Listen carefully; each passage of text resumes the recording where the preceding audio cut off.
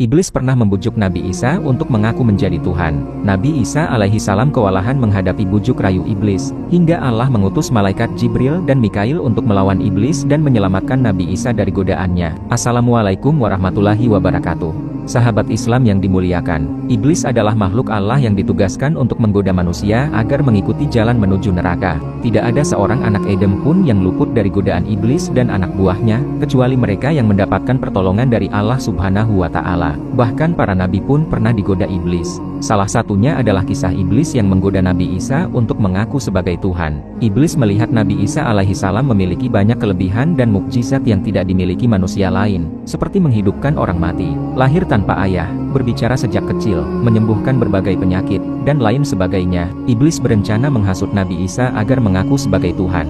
Simak kisah selengkapnya. Kisah ini diadaptasi dari kitab As-Saitanu wal Anbiya. Diceritakan suatu hari, Nabi Isa sedang beribadah di Baitul Maqdis, melaksanakan sholat, berdoa, dan berzikir kepada Allah Subhanahu wa Ta'ala. Setelah selesai beribadah dan berjalan di suatu jalan, tiba-tiba ia dihadang oleh iblis laknatullah. Iblis, dengan wajah menyeramkan, langsung menghadang Nabi Isa, menampakkan diri dan mengajak Nabi Isa berbicara. Iblis berkata, "Wahai Isa, engkau tidak pantas menjadi hamba, engkau bukanlah manusia biasa, engkau adalah Tuhan yang patut disembah. Engkau dapat menghidupkan orang mati, engkau pantas menjadi Tuhan, wahai Isa." Nabi Isa terkejut mendengar ucapan iblis. Beliau baru pertama kali melihat wujud iblis yang sangat menyeramkan.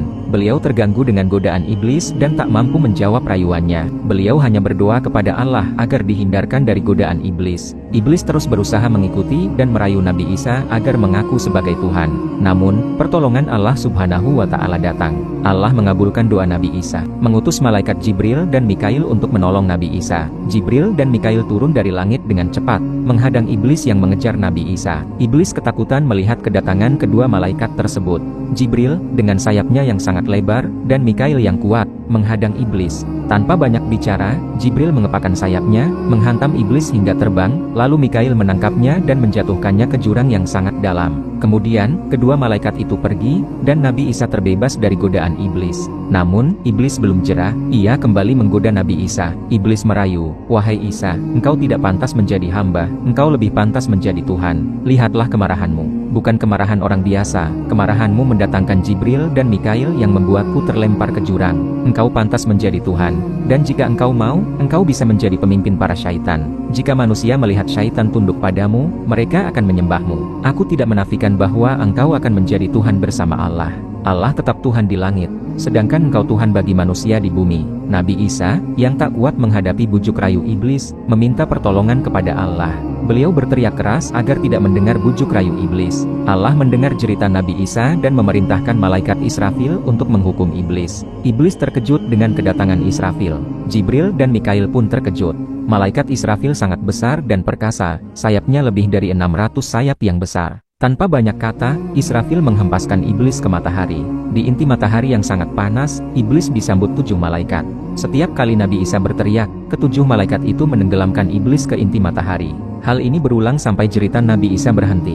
Akhirnya iblis menyerah. "Sungguh, aku tidak akan mengganggumu lagi, wahai Nabi Isa." Anak buah iblis masih berusaha menghasut Nabi Isa, tetapi mereka gagal. Mereka berkata, "Wahai iblis, Tuan kami tak berdaya menggoda Nabi Isa. Setiap kami menggoda, kami dilempar ke jurang oleh para malaikat." Iblis berkata, "Kalian tak bisa menggoda Nabi Isa, karena ia hamba yang dijaga Allah. Aku pun tak menemukan cara untuk menggodanya. Aku akan menyesatkan banyak manusia yang memiliki banyak keinginan. Aku akan menjadikan mereka memiliki banyak agama, dan akan kujadikan Isa dan ibunya sebagai Tuhan."